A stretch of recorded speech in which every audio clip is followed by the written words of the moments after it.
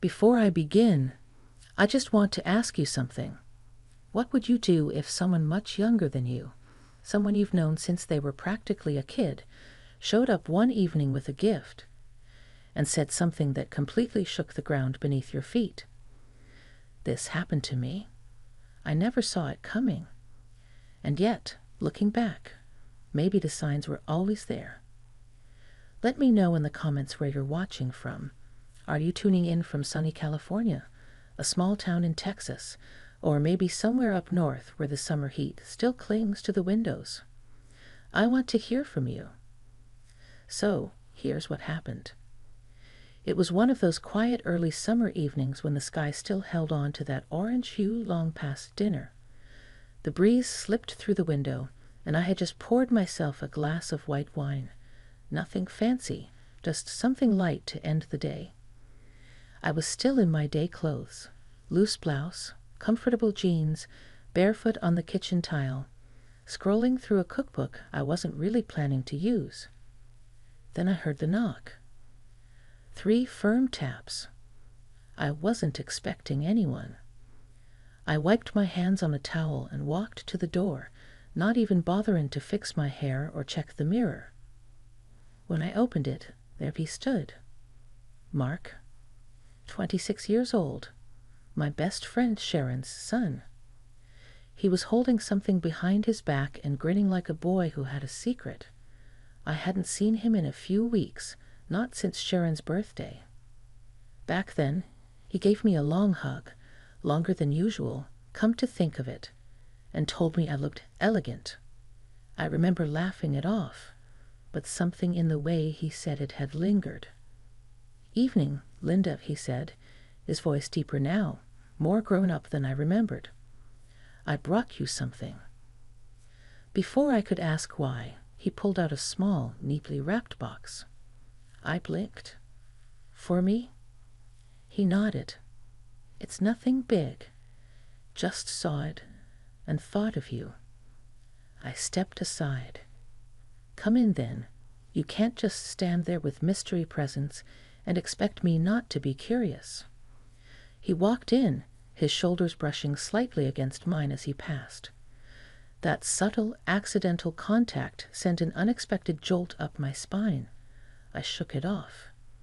Mark set the box down on the kitchen counter, glanced around, and smiled.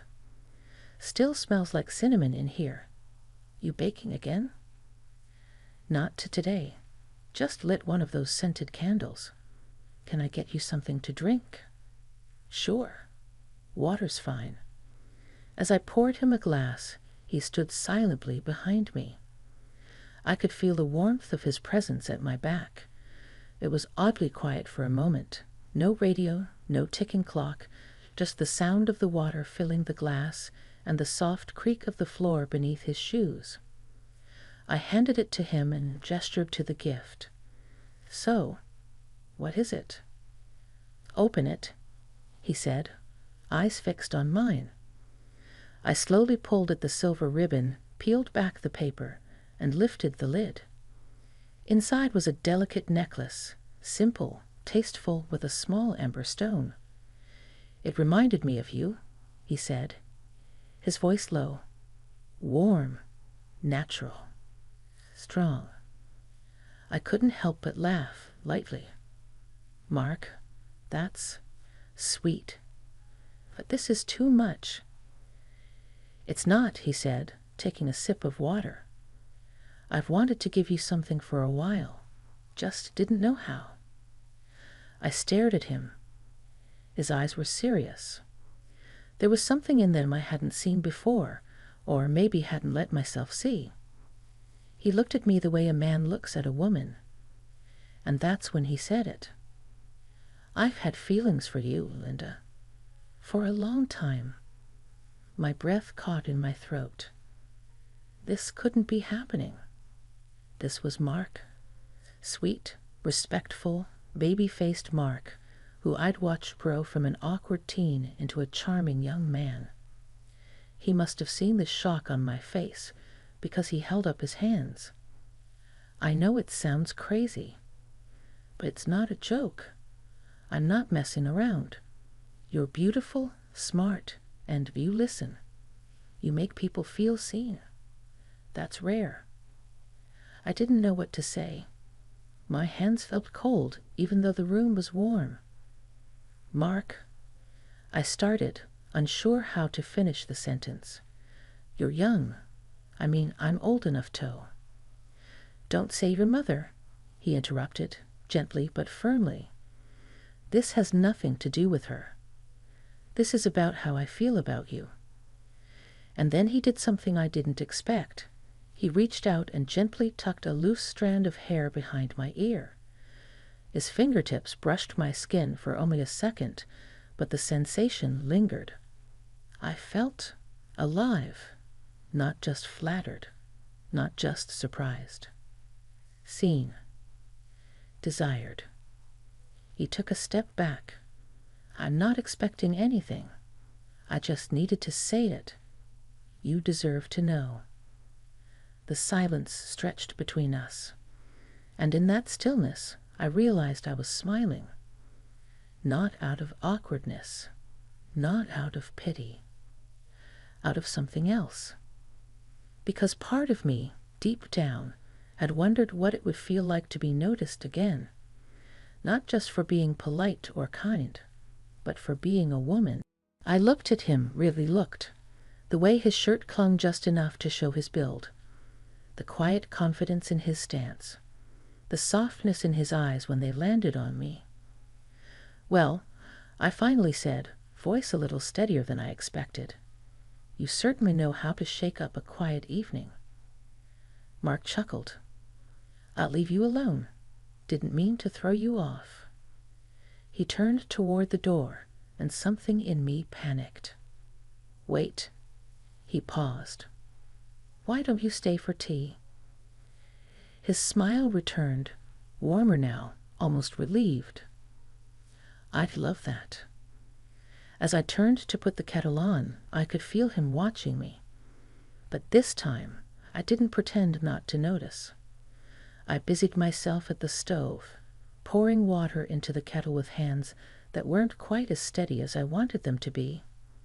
My mind was racing, and yet there was a strange calm settling over me too, a sense of curiosity I hadn't felt in years. Mark took a seat at the small kitchen table, just by the window where the last bit of sunlight painted his face in a soft amber hue, almost the same shade as the stone on the necklace he had just given me. That thought made me glance down at it again, my fingers brushing over its smooth surface as I debated whether or not to put it on. "Do you like it?" he asked gently, almost unsure now. "I do," I said, then surprised even myself as I unclasped it and slowly draped it around my neck. "It's lovely. Feels meaningful." His eyes followed the movement of my hands, and for a second the air thickened with something unspoken. Not uncomfortable, just charged. It had been so long since someone had looked at me like that, without rushing, without expectation. Just quiet admiration. We didn't speak again until I set the mugs down between us, one for him, chamomile for me. "So," I said, easing into the chair across from him, "you going to explain what inspired this sudden visit? Or was it really just a necklace and a confession?" Mark laughed softly and leaned back, his hands wrapped around the mug. "Honestly, I was nervous as hell. I almost didn't come. The gift was my excuse. But the real reason was just you. I couldn't keep pretending I didn't feel something." I sipped my tea to give myself a moment to think. "You know how complicated this is, right?" He nodded. "Of course. You're older. You're friends with my mom. You probably think I'm impulsive or confused." "A little, yeah," I admitted. "And it's not because of your age, Mark. It's because I've known you since you were, 13? I used to bake cookies for you and your sister. And now I want to make dinner for you." He said it with a smile, but there was real emotion under it.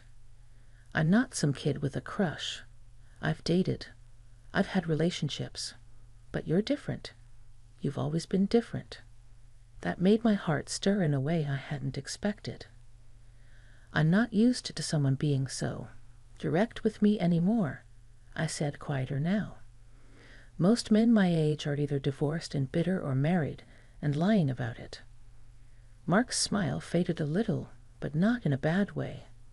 It was like he understood. That's what I mean. You deserve more than that. You deserve to be seen. That word again. Seen. He reached across the table, not to take my hand, just to rest his fingers near mine. Not quite touching, but close enough to feel the warmth. Can I ask you something? I nodded. Have you ever felt something for me? Even just a little? My mouth opened, but no sound came out at first. That question hit deeper than I thought it would. Because the answer wasn't a simple yes or no. I've noticed you, I finally admitted. But I told myself it was just admiration. You've grown into a good man, Mark. A kind man. That's rare. Noticed me how? He asked, his voice softer now. I gave a quiet laugh, one that came with a bit of embarrassment. Let's just say, you have a way of being present. Like tonight. That calm confidence.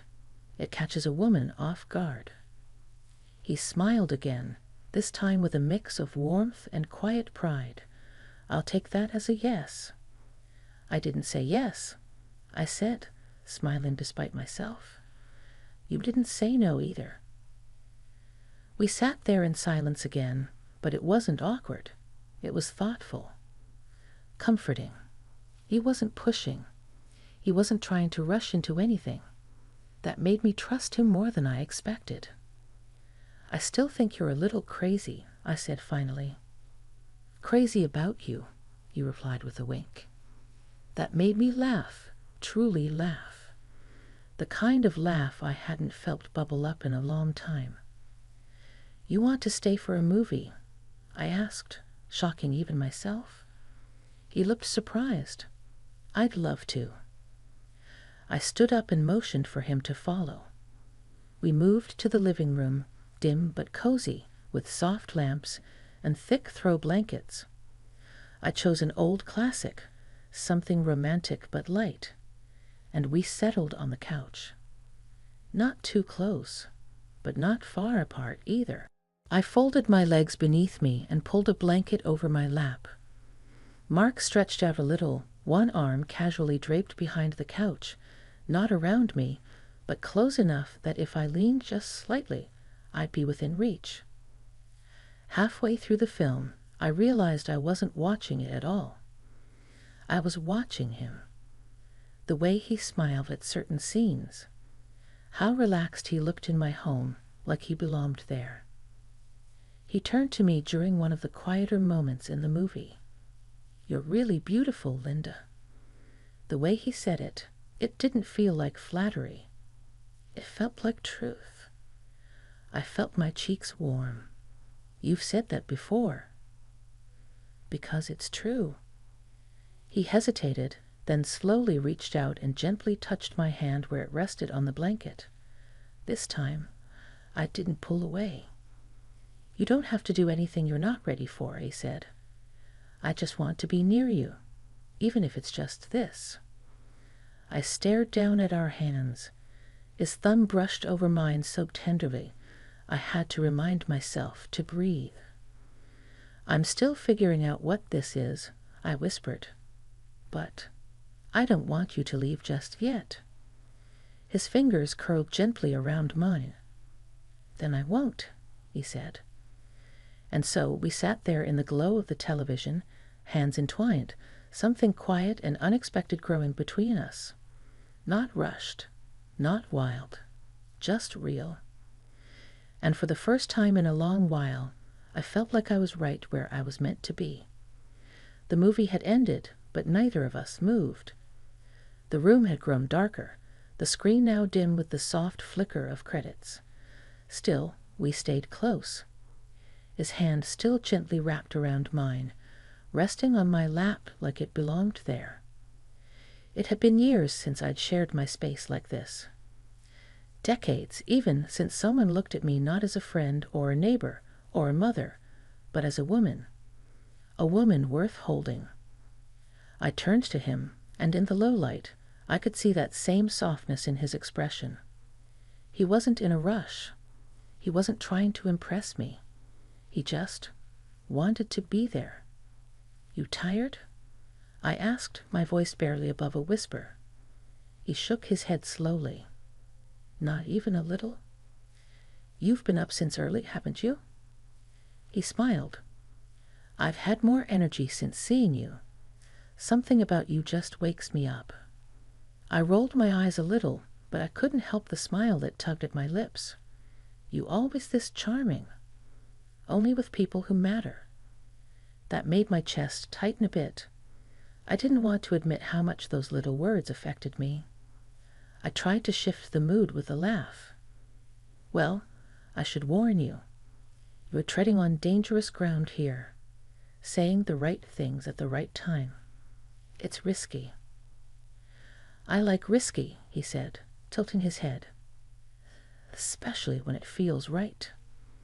That silence came again, the good kind. The kind that lets your thoughts rise to the surface and settle in your chest like warm air. His thumb was still tracing little circles along my hand. I hadn't even noticed he was doing it until I realized how much it soothed me. I leaned back into the couch a little more, and without thinking, my shoulder brushed his arm. I didn't move away. Neither did he. "You really caught me off guard tonight," I said. "I know," he said. "I didn't plan on all of this. I just couldn't hold it in any more. You said you've had feelings for a while. When did that start?" He breathed out, thoughtful. "Honestly?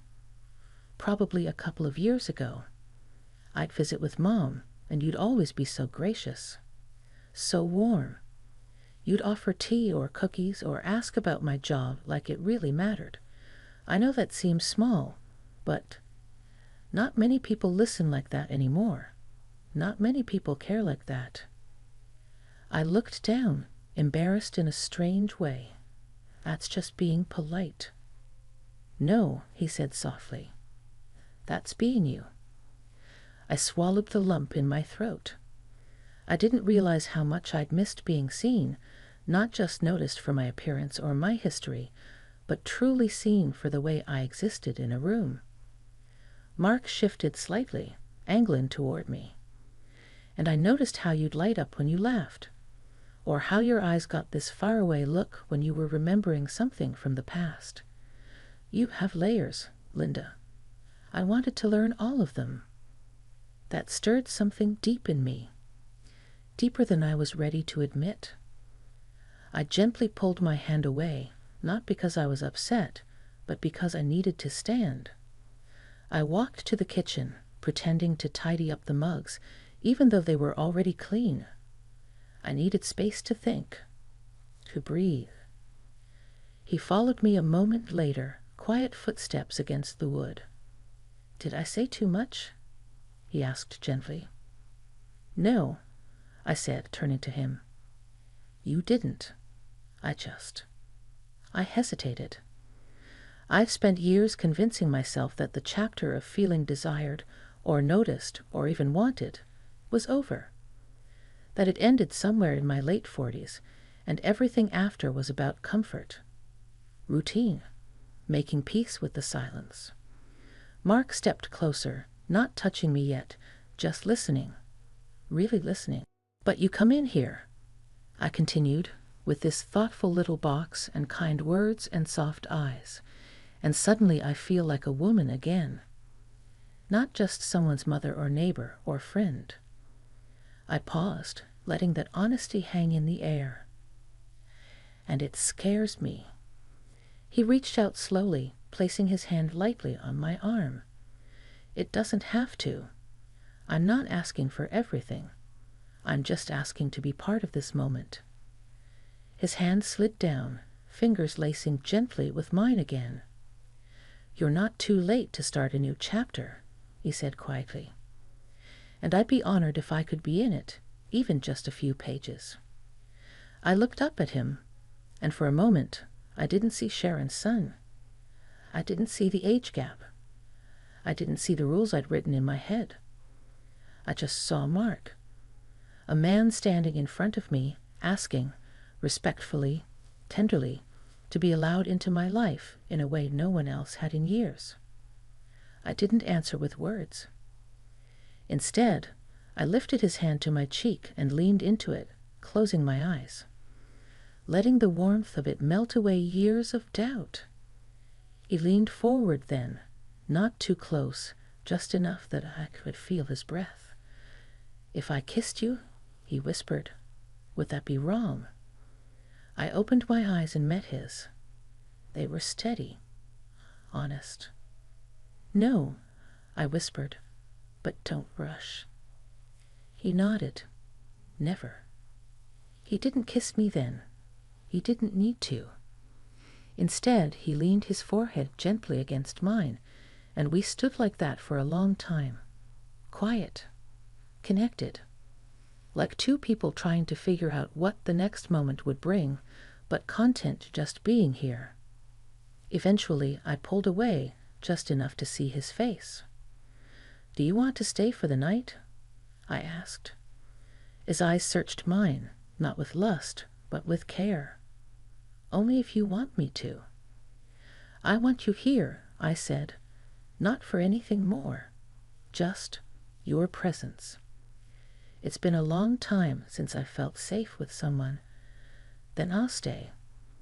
I brought him a blanket and a pillow, and he laid down on the couch while I disappeared into my bedroom to change. As I brushed my hair, I caught my own reflection in the mirror. For the first time in a long while, I didn't see someone aging or someone past her prime. I saw a woman who was still capable of stirring emotion, of mattering, of beginning something new. When I came back out, the lights were dim. Mark was lying on his side, facing the hallway, eyes still open. "Good night, Linda," he said softly. "Good night, Mark." And as I walked back into my room, I felt a quiet smile cross my lips. Because for once, I wasn't afraid of what tomorrow might bring. I was curious. The next morning, I woke up earlier than usual. Not out of habit or restlessness, but something else. A quiet energy in the house, like the walls themselves were holding their breath. Sunlight streamed softly through the curtains, casting warm streaks across my bedroom floor. I sat up slowly, the silence of the morning wrapping around me like a shawl.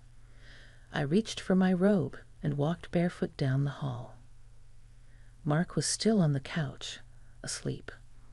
He looked so peaceful there, his arm draped over his chest, his face relaxed in a way I'd never noticed before. I stood quietly for a moment and just watched him. It was strange, really, to feel this sense of tenderness towards someone so unexpectedly present in my life. And yet there he was. My heart wasn't racing. There was no panic, just this quiet pull, an anchor in the form of a man I thought I'd never see like this. I tiptoed back to the kitchen and started making coffee. The scent must have reached him because minutes later I heard him stir. Then his voice, still raspy from sleep. "You're up early," he said, walking in and rubbing the back of his neck. "So are you," I replied, handing him a mug. "Smells good," he said, taking a sip. "Feels natural." We both leaned against the counter, side by side, not speaking for a while. The birds outside were singing, and the world felt calm, like the entire day had been designed just for us. "I kept thinking about last night," I said softly. He turned to me. "So did I. I wasn't expecting you to stay. I mean, I invited you, but I didn't know how I'd feel waking up." "And how do you feel?" he asked. I looked at him, his eyes patient, waiting. "I feel like I didn't dream it," I said. "And I feel at peace." A gentle smile spread across his face. That's all I could hope for. We sat outside on the back porch with our coffee. The breeze rustled through the trees, and the flowers in my garden swayed like they were listening. Mark talked about his job, his plans, and a little about his mother, though not too much. We both silently understood that this moment, whatever it was just ours. Eventually he looked at me and said, "So where do we go from here?" It was the question I had been avoiding, even though I knew it was coming. "I don't know," I said honestly. "But I don't want to pretend this didn't happen. I don't want to ignore how I feel, how you make me feel." "I'm not asking for anything that makes you uncomfortable," he said. "I just want to be someone you can be yourself with. Someone you can lean on, talk to, laugh with." "I want that too," I said, setting my coffee cup down. "But it's not simple. People will talk. Your mom ruled." "She doesn't own me, Linda," he interrupted gently. "And this isn't about her. It's about you and me." I nodded, biting my lip. "You deserve joy," he added, "even if it surprises you, even if it challenges the rules." That made me pause, because I had followed the rules for years. I raised my kids. I built my life. I made sacrifices. I did the right things. And yet, somewhere along the way, I stopped reaching for what made me feel alive. Mark wasn't chaos. He wasn't a fleeting distraction. He was simply a man who saw me, who reminded me that life doesn't stop offering connection or surprise or beauty just because you pass a certain age. Later that afternoon, he helped me trim some hedges in the garden. We joked. We teased. We shared lemonade under the sun like it was the most natural thing in the world. At one point, I caught him looking at me, his eyes gentle, affectionate. "What?" I asked, smiling. "Nothing," he said. "Just, I never thought I'd feel this calm standing next to someone who once made me nervous to speak. That made me laugh. I made you nervous." He grinned. "You still do." We both knew we weren't rushing into anything. We hadn't crossed any lines that couldn't be uncrossed. There had been no grand declarations, no wild decisions. Just two people, separated by years, but joined by something simple and honest. When it was time for him to leave, he stood at the door for a moment, hands in his pockets. "I'd like to see you again," he said. "You will," I replied. We hugged. It lingered, and when he pulled back, he looked into my eyes, not to push, not to plead, just to say one last thing.